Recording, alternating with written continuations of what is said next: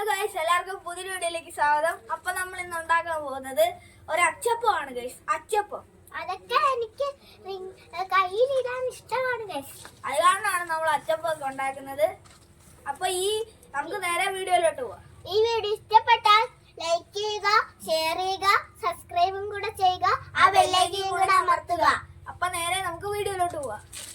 അച്ചപ്പം ഉണ്ടാക്കാൻ വേണ്ടിയിട്ട് നമ്മൾ അരിപ്പൊടി എടുത്തിട്ടുണ്ട്. നല്ല അപ്പത്തിന്റെ പൊടിയാണ് എടുക്കേണ്ടത്, നല്ല ഫൈനായിട്ട്. ഇതാണ് നമ്മൾ അളവ് ഗ്ലാസ് എടുത്തിരിക്കുന്നത്.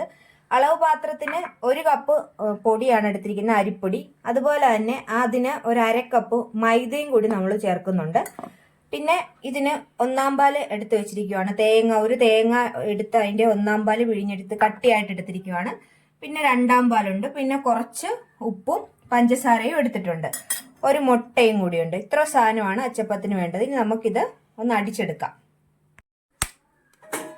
ആദ്യം നമുക്ക് മുട്ട പൊട്ടിച്ചൊഴിക്കാം. അതിലേക്ക് ഒരു ലേശം ഉപ്പ് ഇടുവാണ്. പിന്നെ ചെറിയ സ്പൂണിന്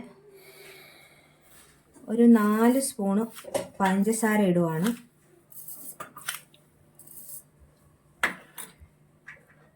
പിന്നെ നമ്മൾ എടുത്തു വെച്ചിരിക്കുന്ന കട്ടിയുള്ള തേങ്ങാപ്പാലും, അതുപോലെ തന്നെ ഇതിനൊരു 1/2 കപ്പോളം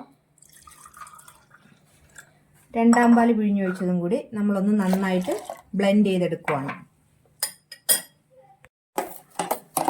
നമ്മൾ അതെല്ലാം കൂടി അടിച്ചെടുത്തിട്ടുണ്ട് തേങ്ങാപ്പാല്. അതിലേക്ക് നമ്മളിനി നമ്മൾ എടുത്തു വെച്ചിരിക്കുന്ന പൊടി കൂടി ചേർത്ത് ഒന്ന് ഇളക്കി കൊടുക്കുവാണ്.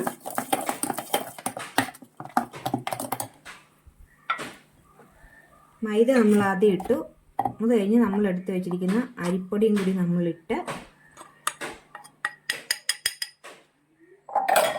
ഇതൊന്ന് നന്നായിട്ട് യോജിപ്പിച്ച ശേഷം നമുക്ക് ഒരു മിനിറ്റ് ഒന്ന് അടിച്ചെടുക്കാം. നമ്മുടെ അച്ചപ്പത്തിനുള്ള മാവ് ദേ ഇവിടെ റെഡി ആയിട്ടുണ്ട്. ഈ ഒരു കൺസിസ്റ്റൻസിയിലാണ് നമ്മൾ എടുക്കുന്നത്.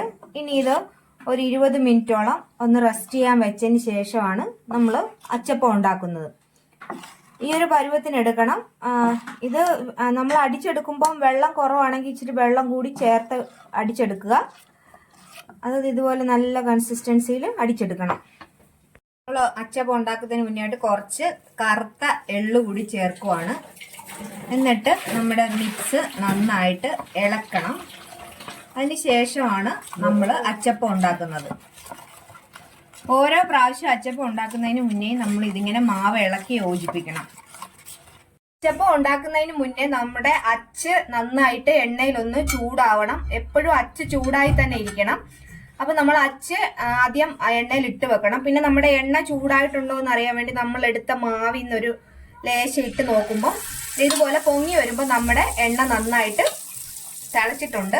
ഇനി നമുക്ക് അച്ചപ്പം ഉണ്ടാക്കാം. അച്ചപ്പം ഉണ്ടാക്കുന്നതിന് വേണ്ടിയിട്ട് നമ്മൾ ഈ അച്ചിന്റെ ഒരു പകുതി ഭാഗത്തോളം മാത്രമേ നമ്മൾ മുക്കത്തുള്ളൂ. എന്നിട്ട് പെട്ടെന്ന് ഇതിലോട്ട് നമ്മൾ വെക്കണം. അന്നേരം ഈ അച്ചപ്പം ഈ അച്ചിന്ന് ഇതിൽ നിന്ന് നമുക്ക് വിട്ടുവരും.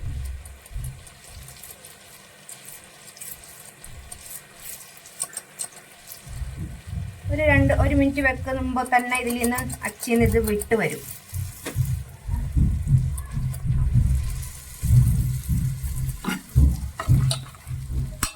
എപ്പോഴും നല്ല ചൂടായതുകൊണ്ട് ഈ അച്ചപ്പം മുക്കുമ്പോൾ എപ്പോഴും നമ്മുടെ മാവ് ഒന്ന് ഇളക്കിയിട്ട് വേണം. ഇത് വലിയ പാത്രമായതുകൊണ്ട് നമുക്ക് 2-3 അച്ചപ്പം ഒരുമിച്ച് ഉണ്ടാക്കാം.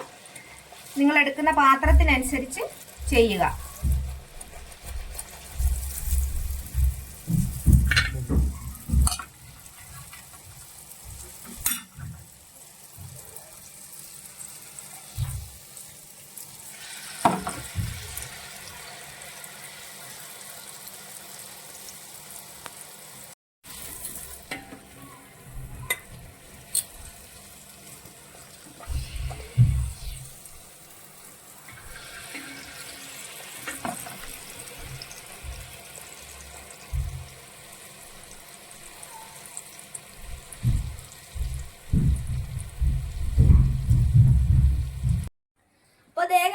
അച്ചപ്പം ഒക്കെ റെഡി ആയിട്ടുണ്ട്. ദേ ഇത്ര അച്ചപ്പം നമ്മൾ ഉണ്ടാക്കിയിട്ടുണ്ട്, ഇനി ഉണ്ടാക്കുന്നുണ്ട്.